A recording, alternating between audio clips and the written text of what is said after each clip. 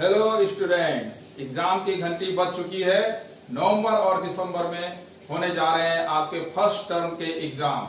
और जैसा कि अभी तक आप लोगों को पता चल गया होगा कि हाफ सिलेबस से एमसीक्यू बेस्ड एग्जाम आप लोगों के होने जा रहे हैं।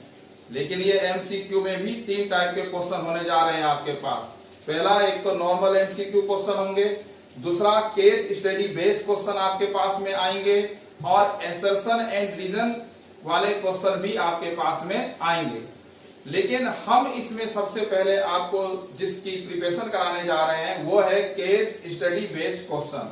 और ये क्वेश्चन इसलिए हम चुन रहे हैं क्योंकि ये क्वेश्चन दिखने में तो बहुत भारी लगते हैं बच्चों को, लेकिन यही आपके लिए सबसे आसान साबित हो जाएंगे। और इसके बाद हम लोग प्रिपरेशन कराएंगे एसर्शन एंड रीजन वाले क्वेश्चन की। और इन क्वेश्चन को तैयार करते करते जो है नॉर्मल जो एमसीक्यू के क्वेश्चन है वो भी हमारे कवर हो जाएंगे। क्यों? क्योंकि हम हर क्वेश्चन को फुल एक्सप्लेनेशन के साथ में आपको यहाँ पर बताएंगे।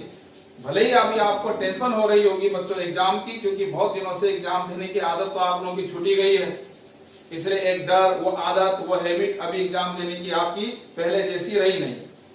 लेकिन आप ज्यादा टेंशन मत कीजिए। ज्यादा टेंशन हो भी रही है ना, तो शक्ति कपूर की एक फिल्म में डायलॉग है कि भाई ज्यादा पढ़ लिख करके भी क्या करना है, दोबारा जन्म हुआ तो फिर नर्सरी से ही शुरू करना है। फिर ये हो गई मजाक की बात, लेकिन अब आप एकदम टेंशन फ्री हो जाइए। हम स्टार्ट कर रहे हैं आपके लिए first chapter relation and function, और इससे रिलेटेड केस बेस्ड स्टडी में कैसे क्वेश्चन आपके पास आएंगे इस पर हम चर्चा स्टार्ट करने जा रहे हैं। देखिए, सबसे पहले आप ये जानिए कि आखिर ये केस स्टडी जो क्वेश्चन होते हैं, ये केस बेस्ड क्वेश्चन जो होते हैं, ये होते क्या है। एक्चुअली में जो भी चैप्टर आप पढ़ते हैं ना, उनको रियल लाइफ से जोड़ दिया जाता है। उनका जो एप्लीकेशंस होते हैं रियल लाइफ में, उनमें से एक कहानी रच दी जाती है, या कोई एक बहुत बढ़िया सा स्टेटमेंट या कुछ भी ऐसा आपको कुछ दे दिया जाएगा पहले, जिससे आपको ढंग से समझना है, पढ़ना है, और उसके बेस पर आपको अपने कुछ क्वेश्चंस के आंसर देने हैं जो वो पूछेंगे। तो ये आपको बहुत ही इंटरेस्टिंग भी लगेगा, और जैसे कि मैं बार बार कह रहा हूं कि आपको ये आसान भी लगेगा, बस इसकी आदत बना लीजिए। तो देखिए, केस स्टडी का ये पहला क्वेश्चन रिलेशन एंड फंक्शन को बिलोंग करता है। ये सवाल वही उसी चैप्टर का हम आज डिस्कशन करवा रहे हैं आपसे। तो आप देखिए यहाँ पर ये पहला क्वेश्चन क्या है कि किसी लोकसभा के इलेक्शन के बारे में बातचीत की जा रही है। इसमें जनरल इलेक्शन लोकसभा का, जिसमें 911 मिलियन पीपल है। और देखिए, एक सेट यहाँ पर आई आपको दिखाई दे रहा होगा, एक सेट आई। और ये सेट आई क्या है कि इसमें वो सभी सिटीजन हैं इंडिया के जिनके पास वोटिंग राइट है, जो वोट दे सकते हैं। और ऐसे कितने लोग हैं? ऐसे 67% लोग हैं जो वोटिंग का राइट रखते हैं, यानी कि जो वोट कर सकते हैं। तो ये जो आई जो एक सेट दिया हुआ है, इसमें वो सभी लोग हैं जिनके पास वोटिंग का अधिकार मौजूद है। ठीक है। और आगे चलकर उन्होंने एक रूल दे दिया है। अब मैंने आपसे कहा कि ये जो रूल है, इस पर आप बहुत ढंग से ध्यान दीजिए, क्योंकि यदि आप इस रूल को समझ गए तो इसके नीचे जो भी क्वेश्चन लिखे हैं उन्हें आप बहुत आसानी से सॉल्व कर सकते हैं। चलिए देखते हैं क्या है रूल कि V1 V2 such that V1 V2 belong to I and both use their voting right in general election 2019। तो देखो, V1 और V2 इसमें कुछ इस तरह से हैं कि वो दोनों ही अपने राइट का इस्तेमाल करते हैं इलेक्शन में, यानी कि वो दोनों ही वोट डाल चुके हैं, यानी अपने राइट का इस्तेमाल वो कर चुके हैं या करते हैं। तो अब आप देखिए कि इसको हम और अच्छे ढंग से समझ लेते हैं, तब आप इसे एकदम क्लियर समझ जाएंगे। आखिर ये रिलेशन होता क्या है? आप लोगों ने 11th क्लास में भी पढ़ा होगा कि जो रिलेशन है ना, वो कार्टेशियन प्रोडक्ट का सबसेट होता है। Relation is a subset of Cartesian product A and B. खैर छोड़िए, अब इन सब बातों को, आप जो बात मैं आपको बता रहा हूं वो ध्यान से सुनिए। एक्चुअली में रिलेशन है तो एक रूलिंग है, तो वो एक नियम। और हम अपने डेली लाइफ में यदि देखें, क्योंकि हम क्वेश्चन भी तो केस स्टडी का ही बना रहे हैं, तो यदि आप अपनी डेली लाइफ में देखें तो हर कोई रिलेशन से कनेक्ट है, हम लोग बहुत सारे अपने आसपास ऐसे रिलेशन हैं जिनसे कनेक्ट हैं, और वो रिलेशन है क्या, जरा सोचिए। वो एक रूल ही तो है ना कि भाई हर कोई किसी ना किसी नियम के अंतर ही आता है, और उस रूल के अंदर जो आएगा वो उस रिलेशन में हमसे जुड़ जाता है। जैसे एग्जाम्पल के तौर पर मैं आपको बताऊं कि जैसे मामा आप बोलते हैं, तो मामा होने का भी एक रूल है कि वो आपकी मम्मी का भाई होना चाहिए। जैसे चाचा हम बोलते हैं तो उसका भी अपना एक रूल है। तो भाई इसी तरह से इसमें भी रिलेशन का मीनिंग क्या है कि वो एक नियम देगा आपको, एक रूल देगा, उस रूल को ही आपको जज करना है। और यदि आप उस रूल को जज करने में सफल रहे, अच्छे से आप समझ गए, तो उसके नीचे जो भी क्वेश्चन लिखे हुए हैं उनका आप बहुत आसानी से आंसर दे सकते हैं। जैसे देखिए यहां पर क्या है कि जो V1 और V2 यहां आपको लिया गया है वो इस प्रकार से है कि V1 और V2 दोनों I को बिलोंग करते हैं।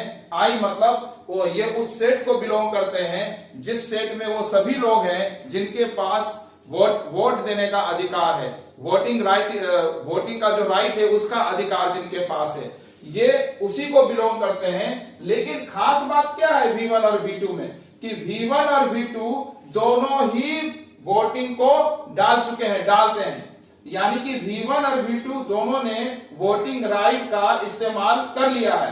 देखिए लिखा है both use their voting right in general election, उन दोनों ने ही वोट डाला है। तो ये जो रूल है ना यहाँ पर, इस रूल का मतलब हो गया कि इस रूल के अंदर वही सब आएंगे जो वोटिंग के अधिकार का इस्तेमाल करेंगे। देखिए वोटिंग की योग्यता तो वोटों के अंदर है, वोटों के पास वो फोटो पहचान है, 67% दे रहा है ये, लेकिन सभी लोग तो वोटिंग करने नहीं जाते हैं। तो वो लोग जिनके पास भले ही वोटिंग का अधिकार है लेकिन यदि उन्होंने अपना वोट नहीं डाला है तो वो इस रूल के अंदर नहीं आएंगे। सिर्फ वही सब इस रूल से रिलेटेड होंगे जो अपने वोटिंग राइट का यूज करेंगे, मतलब जो लोग वोट को डालेंगे। करेक्ट बात हो गई। तो अब तक आप समझ गए होंगे कि V1 और V2 जैसे है, इसकी जगह पर वो कुछ भी हमको देगा तो हमको बस रूल यही लगाना है कि क्या इन्होंने वोट डाला है। यदि उन्होंने वोट डाला है, अपने वोटिंग राइट का यूज किया है, तो वो इस रिलेशन में है, और यदि उन्होंने वोट नहीं डाला है, उसका इस्तेमाल नहीं किया है अपने अधिकार का, भले ही वो इस सेट के अंदर है लेकिन वो इस रिलेशन में नहीं आएंगे। ओके, अब देखिए, अब आप समझ चुके हैं इस रूल को। तो क्वेश्चन नंबर फर्स्ट देखिए क्या है। Two neighbours X and Y belong to I and X exercised his voting right while Y did not cast her vote। देखिए इसमें X तो अपना वोट कर रहा है लेकिन Y ने अपना वोट कास्ट नहीं किया है, Y ने वोटिंग में हिस्सा नहीं लिया है। जबकि हमारा जो रूल है वो रूल ये कहता है कि वही इस रिलेशन में आएंगे, वही इस रूल के अंदर आएंगे जो वोटिंग करेंगे। तो इसका मतलब Y इस रूल के अंदर नहीं आएगा। तो अब देखते हैं इसमें कौन सा ऑप्शन सही है। पहला ऑप्शन ये कह रहा है कि X और Y बिलोंग टू R, ये गलत है क्योंकि इसमें एक Y ऐसा आ चुका है जो कि वोट को नहीं डालता है। इसका मतलब ये पहले वाला ऑप्शन तो सही नहीं हो सकता। सेकंड वाले में भी देखो Y ने एंट्री मार ली है, X तो ठीक है, X ने तो वोटिंग की थी लेकिन Y ने नहीं की थी, तो X और Y आपस में रिलेट नहीं हो सकते, तो ये भी गलत लिख रहा है। और तीसरे में देखिए X and X not belong to R लिख दिया, जो सही है।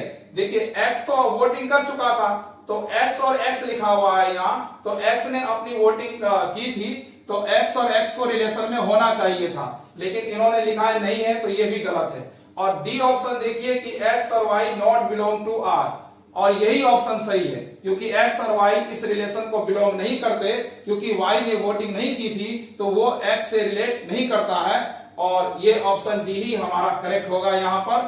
तो मुझे उम्मीद है कि आप ये समझ गए होंगे। आइए सेकंड नंबर क्वेश्चन पर जरा देखिए। इसमें क्या है कि X and his wife W both exercise their voting right. अब देखिए यहां पर X है और उनकी जो वाइफ है W, उन दोनों ने ही अपने वोटिंग का इस्तेमाल किया है, तो ये दोनों तो इस रिलेशन में आ जाएंगे, है ना। अब देखिए इस ऑप्शन में से कौन सा सही आपको दिख रहा है। Both X W and W, X belong to R, ये तो पहला ही ऑप्शन सही हो गया क्योंकि X और W दोनों ही रिलेट करते हैं रिलेशन से। तो X और W बोलिए या एंड डब्ल्यू एक्स बोलिए, दोनों ही इस रिलेशन से रिलेट करते हैं, इस रिलेशन के अंदर आते हैं, क्योंकि उन दोनों ने ही अपने वोटिंग का इस्तेमाल किया था। तो अब बाकी ऑप्शन देखने की तो इसमें जरूरत भी नहीं है, पहला ही सही हो गया। समझ में आ रहा है ना? देखिए कितना आसान क्वेश्चन सब है इसमें। अब तीसरा देखिए, 3 फ्रेंड्स हैं F1, F2 and F3 exercise their voting right in general election 2019। अब ये लोग इसमें F1, F2 और F3 ये तीनों ही ऐसे बंदे हैं जिन्होंने अपने वोटिंग का इस्तेमाल कर लिया। तो भाई जब वोटिंग का इस्तेमाल कर चुके हैं वो, तो फिर इस रूल में आ जाएंगे। इस रूल से वही बाहर हो सकते हैं जिन्होंने वोटिंग राइट का इस्तेमाल नहीं किया, यानी जिन्होंने वोट नहीं डाले। लेकिन यहां तो ये तीनों ही भले आदमी, तीनों ने ही वोटिंग की है। और आप देखें ऐसी कंडीशन में F1, F2 भी रिलेशन में आ गया, F2, F3 भी आ गया और F1, F3 भी आ गया। राइट, पहला ही ऑप्शन सही है क्योंकि तीनों ही वोटिंग का इस्तेमाल कर रहे हैं, तो इसमें भी पहला वाला पार्ट सही है। आइए देखते हैं चौथे क्वेश्चन में क्या है। The above defined relation R is. अब यहां पर आपको थोड़ा सा ये समझना पड़ेगा कि जो ये रिलेशन है इसमें देखिए, क्योंकि कुछ बातें आई हुई है, सिमेट्रिक, ट्रांजिटिव, रिफ्लेक्सिव, ये सारी जो बातें आई हुई है इन्हें पहले आपको समझना होगा। तो आइए पहले इन्हें हम थोड़ा अलग से समझ लेते हैं। तो रिफ्लेक्सिव रिलेशन क्या है ये सबसे पहले आप जानिए। कौन सा relation? Reflexive relation. Reflexive relation, ये रिलेशन क्या है? देखिए, यदि ए एंड बी किसी रूल के अंदर आते हैं, ए और बी यदि किसी रूल के अंदर आते हैं, किसी रूल, कोई ऐसा रूल है जिसे ए और बी दोनों सेटिस्फाइड कर रहे हैं, और आप बी की जगह पर ए रख दें, उसके बावजूद वो अभी भी इसी रूल के अंदर आते हैं, यानी उसी रूल को फॉलो कर रहे हैं, तो हम कहते हैं कि वो जो रिलेशन है ना वो रिफ्लेक्सिव हो गया। जैसे देखिए, रूल क्या हो सकता है? रूल तो कुछ भी हो सकता है कि A and B such that A equal B, ये भी एक रूल है। अब आप क्या करें, बी की जगह पर आप जो है ना वो ए को रख दें। अब बी की जगह आपने ए रख दिया, तो क्या ए और ए अभी भी इस रूल को फॉलो कर रहा है? तो आप कहेंगे बिल्कुल फॉलो कर रहा है, क्योंकि अभी भी यहां पर ए के इक्वल है, जो बात सही है। भाई कोई भी अपने इक्वल तो होगा ही ना, तो यस, ये जो रिलेशन है ये रिफ्लेक्सिव हो गया। लेकिन यदि आप ये कहते कि ए ग्रेटर बी, मान लीजिए सपोज हमने कह दिया ए ग्रेटर बी है और बी की जगह पर हमने यहां पर रख दिया है ए, तब क्या ये अब सही है? क्या ए से ग्रेटर हो सकता है? आप बोलेंगे बिल्कुल नहीं, कोई भी अपने से बड़ा कभी नहीं हो सकता है। तो यदि ये रूल इक्वल ना हो करके ग्रेटर का रहा होता तो ये रिफ्लेक्सिव नहीं होता, जबकि इक्वल में ये रिफ्लेक्सिव हो गया। चलिए, जैसे मैं आपको समझाऊं कि सपोज ए इक्वल कोई सेट दिया है 1, 2 एंड 3। अब यहां उसने हमको एक रिलेशन दे दिया और कहा कि ये 1, 1, यहां पर कह दिया 2, 2 और ये कह दिया 3, 3। चलिए, ये R1। एक और रिलेशन उसने दिया 1, 1, ध्यान से देखिएगा, 2, 2, 3, 3 एंड 1, 2 एंड 2, 3, ये एक रिलेशन है। एक और रिलेशन यहां पर देखिए हम करते हैं 1, 1 एंड 2, 2 एंड 1, 3। चलिए, इन रिलेशन पर जरा हम बात करते हैं। देखिए, ए इक्वल एक सेट है, एक सेट उसने हमको दिया। अब इस सेट में उसने ये पहला रिलेशन हमको दे दिया, क्या ये रिलेशन रिफ्लेक्सिव होगा? तो आप चेक करेंगे, हाँ भाई यहां पर 1 है तो 1, 1 आ चुका है, 2, 2 भी आ चुका है, 3, 3 भी आ चुका है। देखो, बी की जगह भी ए होना चाहिए, तो आ गया है ना, 1, 1 आ गया, 2, 2 आ गया, 3, 3 आ गया, तो ये रिफ्लेक्सिव रिलेशन हो गया। और हाँ, ये आइडेंटिटी रिलेशन भी है। कौन सा? आइडेंटिटी रिलेशन भी है ये, और रिफ्लेक्सिव रिलेशन भी है। अब जरा इस सेकंड वाले इस जो रिलेशन है इस पर जरा ध्यान दीजिए। देखो, 1, 1 आ गया, 2, 2 आ गया, 3, 3 आ गया, 1 एंड 2 भी यहां पर आ गया, 2 एंड 3 भी आया हुआ है। तो क्या अब ये रिफ्लेक्सिव है? बिल्कुल, अभी भी ये रिफ्लेक्सिव है, क्योंकि भाई इसमें 1, 1, 2, 2, 3, 3 तो आ चुका है, यानी कि जो भी ए में दिया है वो सभी यहां पर देखो 1, 1 आ गया, 2, 2 आ गया, 3, 3 आ गया। इसके अलावा यहां पर 1, 2 और 2 और 3 और आया हुआ है। इससे कोई फर्क नहीं पड़ता, अभी भी ये रिफ्लेक्सिव है। लेकिन हाँ, ये आइडेंटिटी रिलेशन नहीं है। आइडेंटिटी रिलेशन में सिर्फ बस यही हो सकता है, इक्वल वाला, इसके अलावा कुछ और नहीं हो सकता। लेकिन रिफ्लेक्सिव में इसके अलावा भी कुछ और हो सकते हैं। लेकिन रिफ्लेक्सिव की जो खासियत होती है, जैसे इस एग्जांपल से आपको क्लियर हो जाएगी कि देखिए 1 1 आ गया, 2 2 आ गया, लेकिन यहां पर 3 3 नहीं आया, 1 3 आया हुआ है। क्योंकि यहां पर 3 3 नहीं आया है, तो इसलिए ये रिलेशन रिफ्लेक्सिव अब नहीं हुआ। जो भी किसी सेट में होते हैं वो सभी के लिए ट्रू होना चाहिए। जो भी यहां पे लिखे हैं वो सभी यहां आने चाहिए। 1 1 2 2 3 3 और भी यदि माना 4 भी होता आगे तो 4 4 भी वहां पर आना चाहिए, तो ही रिलेशन रिफ्लेक्सिव होता है। बात क्लियर हो गई और आप ये समझ गए। एक जनरल सी बात बस अपने दिमाग में रखिएगा कि यदि आप बी की जगह पर ए रख देते हैं तो वो उसी रूल को फॉलो करे कि जिस रूल में ए और बी थे, तो फिर वो रिलेशन निश्चित रूप से क्या होगा, रिफ्लेक्सिव हो जाएगा। खुद का खुद से रिलेशन, जैसे ए परपेंडिकुलर यदि बी है तो ए परपेंडिकुलर ए नहीं हो सकता। ए पैरेलल बी है तो यस ए पैरेलल ए हो सकता है, क्योंकि कोई भी लाइन खुद अपने पैरेलल हमेशा होती है। Every line is parallel to itself. ठीक है, तो ये तो मैं बात समझा रहा था आपको रिफ्लेक्सिव रिलेशन के लिए। आइए जरा देखते हैं सिमेट्रिक रिलेशन क्या हुआ। तो सिमेट्रिक रिलेशन के लिए हम क्या करेंगे, देखिए बहुत छोटी सी बात है उसमें भी कि यदि ए और बी किसी रिलेशन में है, देखिए ए और बी किसी रिलेशन में है और आप यदि इसका उलट बी और ए भी चेक करें और वो भी उस रिलेशन में रहे तो वो सिमेट्रिक हो जाता है। देखिए जैसे अभी अभी मैंने रिफ्लेक्सिव के लिए आपको बताया था ए इक्वल बी, ए इक्वल बी में अब आप देखिए जरा इसको बी और ए को एक्सचेंज कर दीजिए, क्योंकि रूल को तो आप नहीं बदल सकते, तो बी और ए को एक्सचेंज कर दीजिए। अब भी क्या फर्क पड़ गया, बी भी तो ए के इक्वल ही है, अभी भी तो ये इस रूल को सही फॉलो कर रहा है। इसका मतलब ये जो इक्वल वाला रूल है ना, ये रूल सिमेट्रिक भी है। रिफ्लेक्सिव तो था ही लेकिन सिमेट्रिक भी है। तो देखिए यदि कहीं पर मैंने a ग्रेटर b कर दिया और आपने b और a को चेंज कर दिया, तो जब a b से बड़ा है तो क्या b भी a से बड़ा होगा? अब ये क्या बात हो गई, यदि a b से बड़ा है तो फिर b को तो a से छोटा होना चाहिए। तो इसका मतलब ये जो रिलेशन है ना, इसको फॉलो ऐसे में नहीं कर पा रहा जब हमने a और b को एक्सचेंज कर दिया। तो ये जो रिलेशन है ये सिमेट्रिक नहीं है। आइए इसमें समझते हैं। जैसे यहां पर कोई रिलेशन दे दे कि 1 and 2 और यहां लिख दे 2 and 1, पूछे क्या ये सिमेट्रिक है? आप बोलेंगे यस ये सिमेट्रिक है। देखिए रिफ्लेक्सिव के लिए सभी का आना यहां जरूरी था, लेकिन सिमेट्रिक में जो a और b के a से ले लेगा बस उसका उल्टा आना यहां पर जरूरी है। इतना काफी होता है सिमेट्रिक के लिए, ये सिमेट्रिक है। दूसरा रूल हम देख लेते हैं। जैसे हमने 1 2 कर लिया, 2 1 आया, और यदि हमने 1 3 कर दिया और इसके आगे कुछ नहीं लिखा तो फिर यह सिमेट्रिक नहीं होगा। और यदि हमने इसके आगे 3 1 भी लिख दिया तो यस ये सिमेट्रिक हो गया, क्योंकि यदि 1 3 आया है तो 3 और 1 भी यहां पर मौजूद है। तो यदि a और b मौजूद हैं और b और a भी वहां पर आपको दिखाई दे तो आप कह देना कि ये रिलेशन क्या है, सिमेट्रिक है। ओके, इतना काफी है।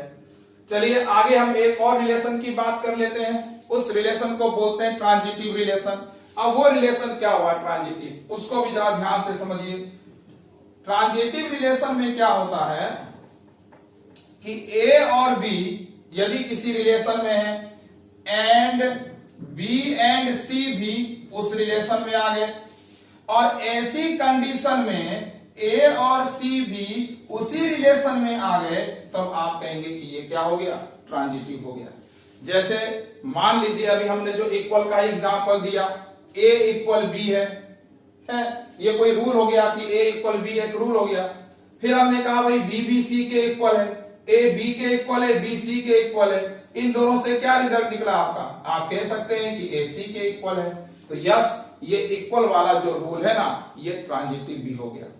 लेकिन ट्रांजिटिव में आपको एक और खास बात ध्यान देनी होगी। जैसे ये 1, 2 एंड 3 कोई एक सेट है। अब इस सेट में देखिए कि 1 का 2 से है, 2 का 1 से है और 1 का, फिर देखिए आप यहां पर 1 का 1 से मौजूद नहीं है।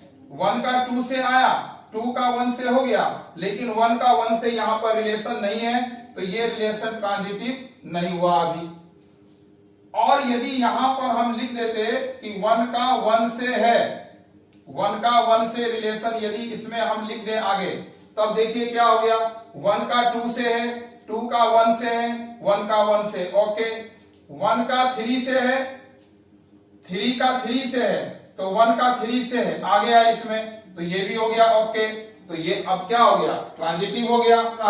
तो जब ऐसी कंडीशन आ जाती है कि ए का तो बी से है, लेकिन बी का किसी और से रिलेशन यदि वहां पर ना हो, तो भी वो ट्रांजिटिव हो जाता है। एक ही कंडीशन ऐसी है जिसमें ट्रांजिटिव नहीं होगा, और वो ये, जैसे कि यहां पर हमने यहां पर ऐसे इसको मिटा दें, हम यहां पर लिखें फिर से कि 1 का 2 से है और 2 का भी 1 से हो गया, लेकिन 1 का 1 से नहीं मिल रहा, तो फिर ये ट्रांजिटिव नहीं होगा। एक भी केस यदि आपको ऐसा मिल गया कि ए का बी से, बी का सी से, और तब यदि ए का सी से नहीं मिले, तो फिर वो रिलेशन ट्रांजिटिव नहीं होता। तो ट्रांजिटिव रिलेशन के बारे में एकदम क्लियर हो जाइए।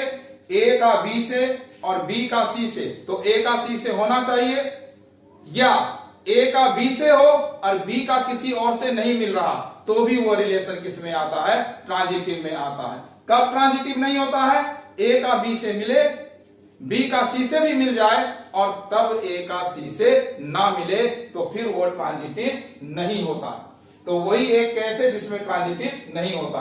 तो अब ये तीनों रिलेशन आप बढ़िया ढंग से समझ चुके हैं। और एक खास बात कि ये तीनों रिलेशन जिसमें कंप्लीट हो जाते हैं, जो रिफ्लेक्सिव भी हो जाता है, जो सिमेट्रिक भी हो जाता है, ट्रांजिटिव भी हो जाता है, ऐसे रिलेशन को हम क्या कहते हैं, इक्विवेलेंस रिलेशन। क्या कहते हैं ऐसे रिलेशन को, इक्विवेलेंस रिलेशन, जिसमें रिफ्लेक्सिव भी हो जाए, सिमेट्रिक भी हो जाए, ट्रांजिटिव भी हो जाए, वही हो जाएगा इक्विवेलेंस रिलेशन। कौन सा रिलेशन हो जाएगा, इक्विवेलेंस रिलेशन बन जाएगा। ठीक है, तो अब आइए हम देखते हैं कि इसके बेस पर जो क्वेश्चन है उन्हें कैसे सॉल्व हम करेंगे। ठीक है, अब आप समझ चुके हैं कि सिमेट्रिक, रिफ्लेक्सिव और ट्रांजिटिव क्या होता है। तो अब इस क्वेश्चन नंबर 4 का भी आप आंसर आसानी से दे सकते हैं, और वो क्या है वो मैं आपको समझाता हूं। कि देखिए कि वो जो पहली लाइन आपने ऊपर पढ़ी थी, फिर से आप चेक कर सकते हैं कि V1 एंड V2 ये दोनों अपने वोटिंग का इस्तेमाल कर चुके थे, और इसलिए वो रिलेशन में थे। तो V1 और V2 यदि दोनों अपने वोटिंग का इस्तेमाल करते हैं, तो अब देखिए क्या ये रिलेशन रिफ्लेक्सिव होगा।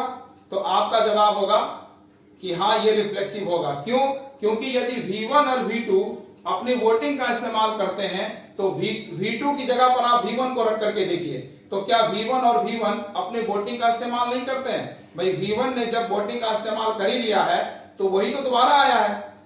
यहां पर देखिए ना, V2 की जगह पर V1 रख दीजिए, तो यस V1 और V1 अपने राइट का इस्तेमाल करते हैं, इसीलिए वो रिफ्लेक्सिव रिलेशन में आ चुके।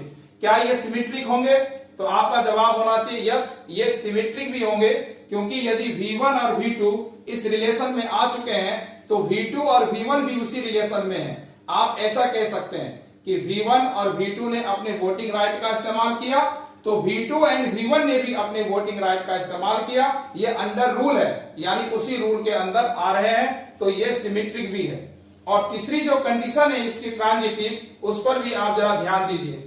देखिए V1 और V2 यदि अपने वोटिंग राइट का इस्तेमाल करते हैं, और सपोज हम एक V3 भी ले लेते हैं, V2 एंड V3 भी अपने वोटिंग राइट का इस्तेमाल कर रहे हैं, तो क्या ऐसी कंडीशन में आप ये नहीं कह पाएंगे कि V1 और V3 भी अपने वोटिंग का इस्तेमाल कर रहे हैं। बिल्कुल, जब V1 V2 कर रहे हैं, V2 और V3 भी उस रिलेशन में है, तो V1 और V3 भी उसी रिलेशन में होंगे। इसका मतलब ये तीनों ही रिलेशन को वेरीफाई कर रहा है। ये रिफ्लेक्सिव भी है, सिमेट्रिक भी है, ट्रांजिटिव भी है। तो यस, जिसमें ये तीनों रिलेशन आते हैं उन्हें हम कहते हैं इक्विवेलेंस रिलेशन। तो इसमें ऑप्शन सी करेक्ट होगा। ओके, क्वेश्चन नंबर 5 पर जरा हम ध्यान देते हैं। Mister Shyam exercise his voting right in general election 2019, then mister Shyam is related to which of the following. Mister Shyam इसमें से किन्हें रिलेट कर रहा है? देखिए मिस्टर श्याम के बारे में क्या कहा गया है, पढ़िए। तो आप देखेंगे कि मिस्टर श्याम तो वो बंदे हैं कि जिन्होंने इस इलेक्शन में अपने वोटिंग राइट का इस्तेमाल कर लिया है। तो भाई ये उन्हीं के साथ रिलेट करेंगे जिन सभी लोगों ने अपने वोटिंग राइट का इस्तेमाल कर लिया है। तो यहां पर ऑप्शन है ऑल दोज ये eligible voter who cast their votes. Yes, यही ऑप्शन सही है, क्योंकि वो सभी लोग जिन्होंने अपने वोटिंग का इस्तेमाल किया है उन्हीं के साथ में मिस्टर श्याम भी क्या करेंगे, रिलेट करेंगे, क्योंकि यही तो हमारा रूल है ना कि जो भी लोग वोट डालेंगे वो आपस में क्या करेंगे, रिलेट करेंगे। तो यस, इसका भी ऑप्शन ए ही सही है। तो इस तरह से ये पहला क्वेश्चन कंप्लीट हुआ। ये थे कुछ क्वेश्चन केस स्टडी के जो रिलेशन एंड फंक्शन से बिलोंग करते थे। मुझे उम्मीद है कि आप इनसे कुछ सीखे होंगे, कुछ कॉन्फिडेंस आपका इसमें बढ़ा होगा। और यदि सचमुच आपको ये लेक्चर पसंद आया हो तो आप मेरा चैनल सब्सक्राइब कीजिए, लाइक कीजिए, शेयर कीजिए। आज के लिए इतना ही।